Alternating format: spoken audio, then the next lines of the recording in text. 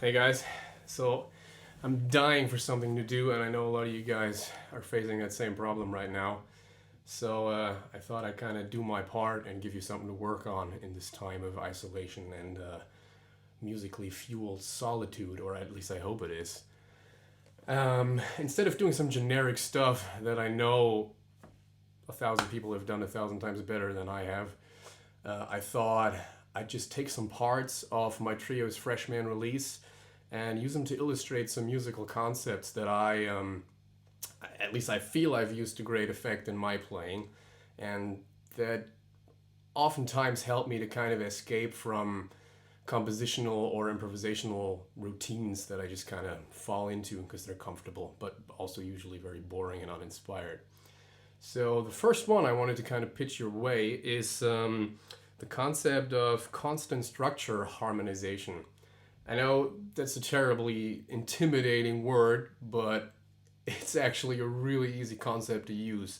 The idea is to follow a melody with a constant chord voicing. So you basically just pick one chord, not even just a chord, but one exact voicing, keep it the same, and follow the melody to the T with blatant disregard for your harmonic surroundings. It can add some really interesting harmonic spice to your compositions or your playing in general without you really having to know what you're doing at all. Let's look at this little excerpt I just played, which had this concept sprinkled all over it. I kind of start with this diatonic walk up. I'm outlining a major at 9 arpeggio starting on the 5. And then already comes the first constant structure harmonization of this melody. It's basically a descending minor at 9 arpeggio. And I've elected to use this chord shape that you may or may not be familiar with. It's a first inversion drop 2 major triad. I have no idea if that's like common knowledge or not. If it's not, and you guys maybe want to do a lesson on that too, just kind of let me know. I'd be up for that. But it's this shape. I don't know how well you guys can see that. It's the 13th fret on the D string, the 12th fret on the B string, and the 14th fret on the E string. And this shape just follows the melody, being the 5th in this chord, on its way down the neck. And that's it, really. That's all there is to it. In this particular example, it doesn't really introduce all that much non-diatonic content, so it's actually a quite subtle spice. It's just a pinch, right? So this is really the only chord that would have to be adjusted if you wanted to make this line diatonic. But if I do, not that doesn't have musical validity, but that's quite normal, right? That's quite boring compared to kind of adds an interesting twist without being too out there.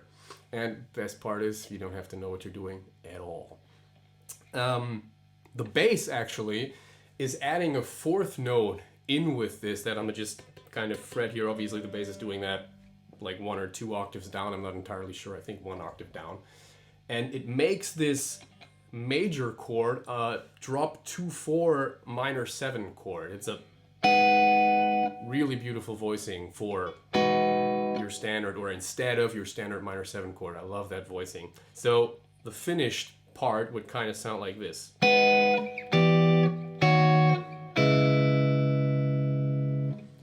And then I kind of go into this minor major 9 thing here. Then that part repeats exactly as is. Again, the walk up. And this thing, and then there's a minor major 7 sharp 11.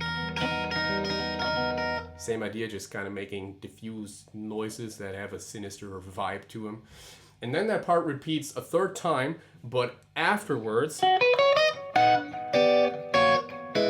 it is extended by the same melody being transposed down a major 6th, And I follow that not with the same first inversion major triad up there, which I could also do. Now I'm throwing in this note right here, which in the context of this chord makes this a first inversion major at 9 voicing, and that I'm just kind of shifting down like that. And the bass actually does not follow it exactly this time, just to change it up a little bit. The bass is actually playing a chromatic walk down from B, B, B flat, A, and then drops down to the E, which in context is a little hard to do.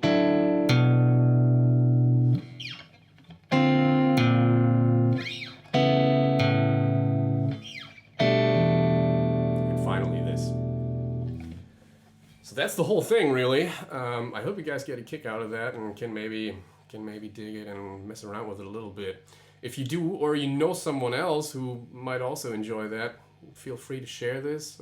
If you want to dive into this a little deeper, because I'm trying to keep this really brief and concise, hit me up. I got nothing but time, and I'd be glad to give you guys a Skype lesson or whatever.